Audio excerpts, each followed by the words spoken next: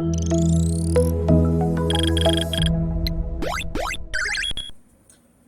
साथियों, मैं हूं बंटी निराला। स्वागत करता हूं आपके अपने यूट्यूब चैनल निराला कंप्यूटर में। दोस्तों, आज की इस वीडियो में हम लोग बात करेंगे यूपीआई के माध्यम से जो हम लोग या फिर जितने भी एईपीएस संचालक हैं या फिर कियोस्क के संचालक हैं या फिर कोई भी इंडिविजुअल व्यक्ति यदि 20 लाख से ज़्यादा का ट्रांजैक्शन करता है या फिर अननोन पर्सन का यदि कहना चाहिए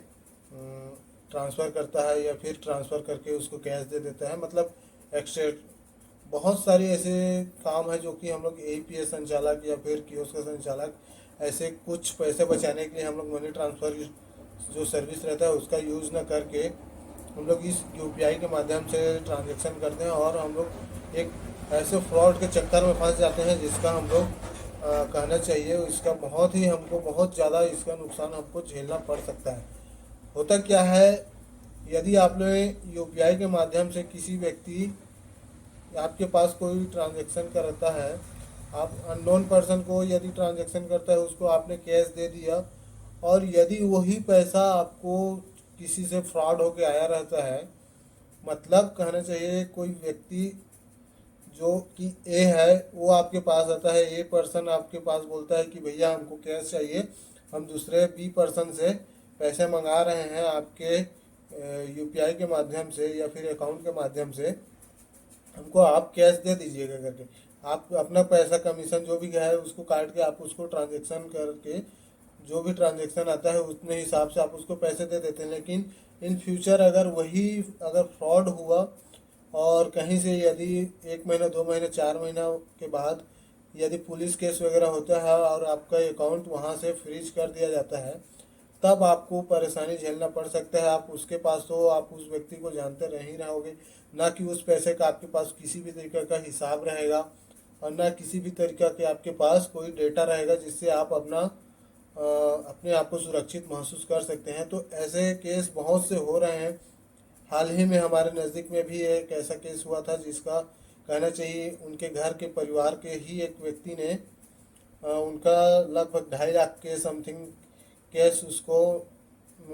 दूसरे आसपास के जन सेवा केंद्र ग्राहक सेवा केंद्र में जाके उसको पैसा किसी के पास 50,000 किसी के पास 75,000 ऐसे करके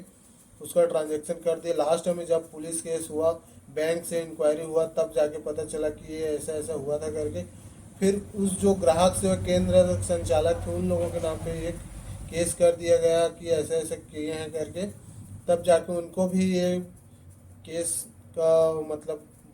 पेशी वैसी जाना पड़ा। मतलब इस तरीके से बहुत सारी समस्याएं आती हैं, तो इन सभी से बच के रहिए और जो भी अननोन पर्सन है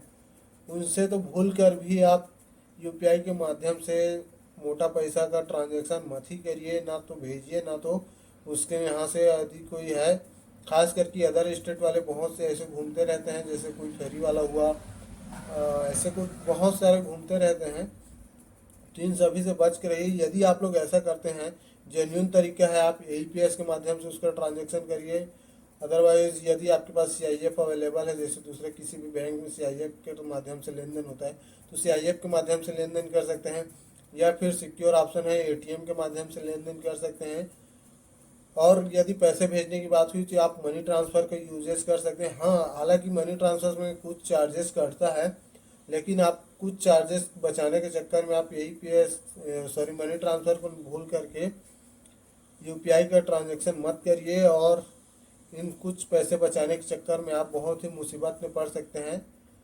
तो दोस्तों, यही अवेयरनेस था। मैं एक डिस्प्ले में एक कहना चाहिए एक स्क्रीनशॉट डाल दूंगा, उसका भी आप लोग देख सकते हैं। 2-3 पेपर कट है मेरे पास, जो कि ऐसे बहुत सारे हैं जो कि आप लोगों को बहुत से पता चल गया होगा। वैसे तो इसकी